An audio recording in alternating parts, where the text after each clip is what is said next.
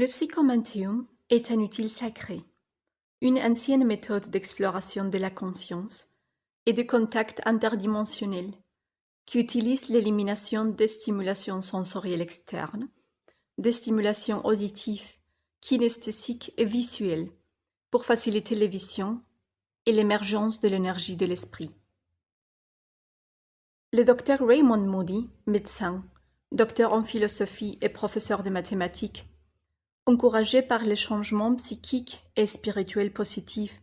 que voyaient les personnes qui ont vécu l'expérience de la mort imminente, et peut-être poussé par les nouveaux archétypes qui façonnaient une nouvelle vision de la vie et de la mort, où les frontières ne sont plus aussi rigides entre les vivants et les morts, a étudié les lieux et les temps où les contacts interdimensionnels étaient facilités. Le docteur Raymond Moody ne s'est pas contenté des récits écrits légués par des hommes comme Homero, Plutarque et Platon. Il a également visité les tombes d'Epidoro, l'un des tombes choisis dans l'Antiquité en l'honneur d'Esculapio,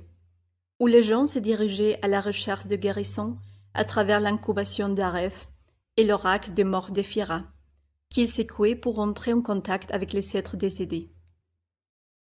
Il a fait des recherches dans des institutions comme l'oracle de Delphes, où la Pythie, en état de transe, un état modifié des consciences, prophétisait et satisfaisait la recherche de réponses des pèlerins et des gens qui allaient demander l'inspiration aux muses.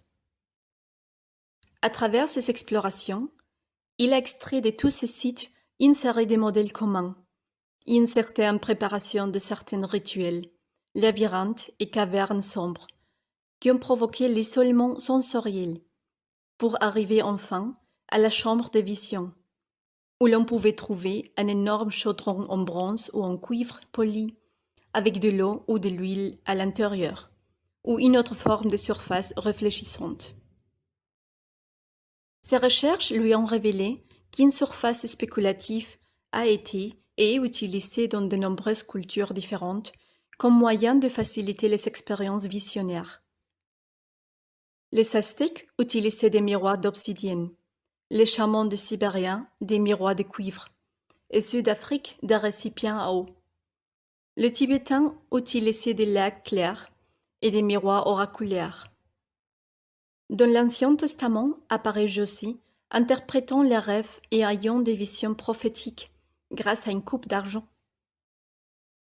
À côté des phénomènes comme la médiumnité sur la table de Ouija et d'autres phénomènes psychiques spontanés, tels que le after-death communication et les expériences de mort imminente, existent aujourd'hui de nouvelles méthodes, parmi lesquelles les thérapies de régression à des vies passées, les induced after-death communication, electronic voice phenomena ou instrumental transcommunication, et le psychomanteum, celui-ci étant développé par des psychologues et des médecins respectables, qui s'avèrent avoir une grande valeur thérapeutique, parfois même supérieure aux méthodes basées sur les médicaments et la psychothérapie cognitive conventionnelle. La séance du psychomantium commence toujours par un processus de commémoration de la personne à contacter, suivi d'un exercice de relaxation profonde, pour enfin passer à l'observation dans le miroir, à travers lequel les participants espèrent avoir une rencontre avec la personnalité de l'être cher décédé, généralement pour dire au revoir ou s'excuser pour quelque chose. Les expériences les plus courantes rapportées sont les sentiments de présence. Les participants disent avoir eu la présence de personnes qu'ils recherchaient et la communication avec les dialogues mentaux, quelque chose comme une sorte de télépathie.